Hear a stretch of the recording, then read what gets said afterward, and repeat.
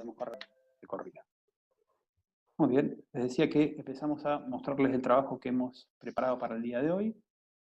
La idea es precisamente presentarles esto, qué es un fallo y cómo buscarlo, y en particular trabajar con el fallo de cámara denominado Fredo, que trata sobre una cuestión de naturaleza estrictamente constitucional, sin perjuicio del análisis que va a ir haciendo cada uno de los que van interviniendo.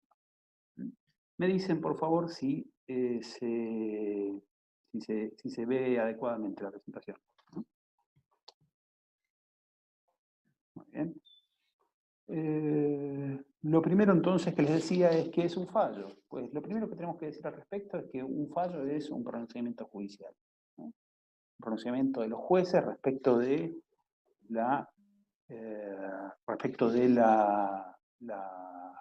de una problemática, ¿no? ¿Y para qué nos sirve? Pues en primer lugar es porque constituye una fuente primordial del derecho constitucional.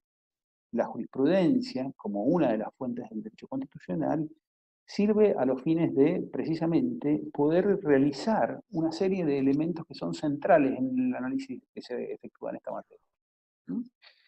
Entonces, en primer punto, es una fuente primordial del derecho constitucional. Nos sirve, dijimos, para aprender a resolver conflictos, porque siempre que estamos en presencia de un fallo de contenido constitucional, lo que hay en juego precisamente son dos derechos restablecidos en la Constitución. De manera tal que el fallo nos enseña a cómo resolver conflictos. Y además nos enseña a razonar jurídicamente, ¿no? ¿Por qué? Porque nos muestra qué estructuras de razonamiento son las que deben utilizarse cuando uno va a la búsqueda de, precisamente, un contenido constitucional y cuál es su alcance, cuáles son los límites, cuáles son los criterios que deben respetar, ¿no? Entonces, dijimos, es una solución que nos permite establecer principios, criterios y demás, ¿no? ¿Cómo busco un fallo? Ahí tenemos la cápsula que les decía, donde van a encontrar desagregada la búsqueda en cada uno de los pasos que tienen que ir siguiendo. Ya está subido el video a YouTube, lo pueden ver. Y ahí les muestro cómo hacer la navegación dentro de cada una de las dos páginas principales. Les decía que hay buscadores jurídicos especializados, como que son pagos, como la ley Microjuris y el DIAL, en fin, hay varios más. Creo que los alumnos de la facultad de la UM tienen acceso a la ley. De todas formas, para aquellos que no lo tienen, hay buscadores gratuitos y lo más relevante aquí es que Google es una gran herramienta de búsqueda, quizás muchas veces mejor que los buscadores, particularmente los gratuitos, ¿no? Los dos grandes buscadores a nivel nacional que tenemos, uno de ellos es el del Poder Judicial de la Nación, que se encuentra en el Centro de Información Judicial. Al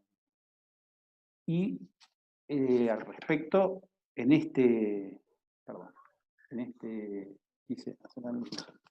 al respecto en este espacio, vamos a encontrar no solo toda la biblioteca del Poder Judicial de la Nación, sino además todos los fallos del Poder Judicial y las audiencias públicas y demás. Por su parte, en el ámbito del Poder Judicial de la provincia, vamos a encontrar en la página juzmendoza.gov.ar un link que se encuentra al final de la página, que es el de doctrina y jurisprudencia, toda la jurisprudencia de nuestro Poder Judicial, que se carga básicamente a través de dos mecanismos de búsqueda. Uno es el de la palabra libre, como pueden ver en esa pequeña página que tienen allí. Les reitero, lo tienen en el video listo para hacer la búsqueda. Y también lo van a encontrar a través del tesauro. ¿Qué es el tesauro? Son palabras claves que tienen un significado jurídico específico, que están incorporados en cada uno de estos buscadores, que nos facilitan la búsqueda, ¿no? De manera tal que ya sintetizado qué es un fallo y dónde encontrarlos, pasamos a analizar en el caso concreto que hemos buscado cómo vamos a trabajar, para que se entienda el análisis del mismo. Nacho, te toca a vos. Ahí estoy viendo ahora. ¿Se escucha? ¿Ahora me escuchan? Sí. Sí, bien. Bueno, cuando hacemos la lectura de un fallo, técnicamente tendrían que tener diferentes títulos, diferentes partes. Esto ya lo vamos a charlar cada una, pero lo fundamental no es que estén puestos así como lo hemos visto nosotros, lo vamos a ver en este PowerPoint, sino que lo fundamental es que el fallo contenga la información que está en cada una de estas partes. ¿Por qué es esto? Porque así la resolución judicial va a encontrarse suficientemente fundada y va a cumplir con el requisito de razonabilidad de la resolución. Entonces, tenemos una primera parte que están los autos y vistos. Generalmente, en la primera parte vamos a encontrar fecha y lugar, que nos sirve para saber dónde se dictó un fallo, para contextualizarlo en un tiempo y en un lugar determinado.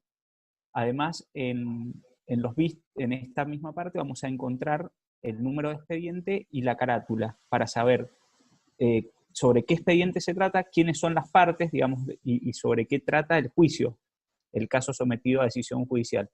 Además, en esta parte puede encontrarse una fórmula que nos dice, por ejemplo, son llamados los presentes autos para resolver, o se dictó llamamiento a autos para sentencia. Esta es una fórmula que da lugar a lo que va a venir después, que es el análisis concreto de las circunstancias. Bien, después hay una segunda parte que puede decir resultando, resulta, que generalmente, sí o no, puede estar junto con los considerandos. Los resultandos generalmente son una relación sucinta de hechos que se fueron sucediendo, donde las partes presentaron sus pretensiones y la producción de la prueba para probar los hechos que alegaron las partes. Y esto puede estar separado o junto de las consideraciones, de los considerandos. Esta parte es fundamental en el fallo, porque en estos fallos, en esta parte, en los considerandos, va a estar la motivación del fallo, es decir, por qué el juez va a llegar a una conclusión y va a resolver de una determinada manera. En esta parte el juez va a valorar cada uno de los elementos y va a ajustarlos a derecho, y como les decía anteriormente, acá es fundamental que los considerandos tengan relación con lo resuelto, porque esto es lo que le da congruencia a la sentencia, que es lo que hace que una sentencia sea válida. Por último, vamos a tener el resolutivo, que es donde el juez da las órdenes y pone fin al conflicto, da una solución al conflicto que se planteó a su conocimiento. En esta parte, además, van a encontrar muchas veces en los fallos de primera instancia, sobre todo, regulaciones de honorarios, que se libren oficios a otros lugares. Se pueden estar esto, además de las órdenes del juez y la resolución. Esto puede no encontrarse en este orden, pueden estar configurados de otras formas, pero lo importante es que tengamos toda esta información para saber qué se resolvió. Estuvo fácil. Perfecto. Muy bien. Toca a la doctora Blanca. Bueno, buenas tardes. Como les decía el profesor Muñoz, todos estos datos que ustedes tienen presentes en el fallo deben tenerlos en cuenta al momento de estudiarlos. Pero también deben tener en cuenta una estructura al momento de exponer el fallo en un examen final. Entonces, en el momento del examen final, lo ideal es que ustedes, más allá de estos datos técnicos y de estos puntos técnicos que forman parte, con algunas variaciones, de muchos fallos, ustedes tienen que tener en cuenta determinados aspectos que los tienen que exponer para que la exposición esté completa. Entre esos aspectos, no se tienen que olvidar nunca de la fecha, como bien les decía el profesor Muñoz, para contextualizar históricamente el fallo, y la fecha también es importante porque nos vamos a dar cuenta si el tribunal está cambiando de posición respecto a la que traía hasta entonces, o si sigue con una misma tesitura respecto a un derecho determinado. Si el tribunal cambia de posición a partir de esa decisión, vamos a tener un nuevo precedente, un leading case. También es importante, al narrar los hechos, nunca olvidarnos de narrar los hechos en la exposición, pero centrándonos en los aspectos más importantes y dejando de lado datos de color o hechos que no son relevantes para la decisión de la causa, también para que no se haga tan extenso nuestro relato.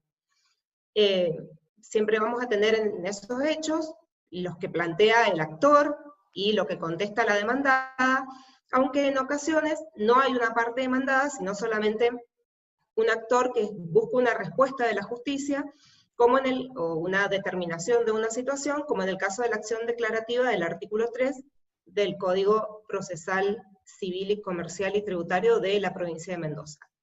También es importante el juzgado o tribunal que lo dicta, que puede ser de primera, de segunda o de tercera instancia, o puede tratarse de la justicia provincial o federal o de un tribunal internacional. También nos vamos a encontrar con que esta sentencia puede emanar de un juez unipersonal, o sea, de un juzgado unipersonal o de un tribunal, es decir, que va a ser colegiado el cuerpo que dicta la sentencia. Nosotros en materia constitucional generalmente estudiamos los casos más importantes que emanan de la Corte Suprema de Justicia de la Nación como tribunal que tiene la última palabra en materia judicial en la Argentina. Luego, no se tienen que olvidar nunca la base normativa, es decir, todos aquellos artículos que sustentan la decisión del juez.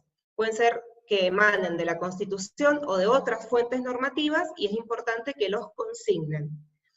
Y en el caso de que la solución al caso haya sido tomada por un tribunal colegiado, podemos tener una decisión por unanimidad, pero también pueden haberse pronunciado los jueces que conformaron una mayoría que decidió el caso.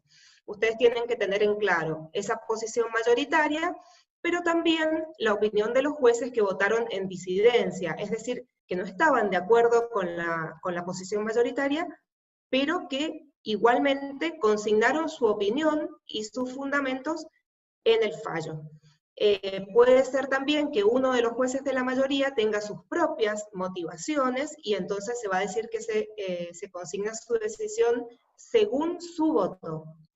Y respecto al caso Fredo en particular, van a ver que, como decía el profesor Muñoz, tiene una estructura distinta porque emana de una Cámara Nacional de Apelaciones en lo Civil, entonces directamente va al formato vistos y considerando. Sí se consignan los jueces que firman esa sentencia o que la deciden, y, muy importante, el principio de congruencia como garantía constitucional, es decir, se va razonando y contestando cada uno de los planteos de la apelación en base a una fundamentación.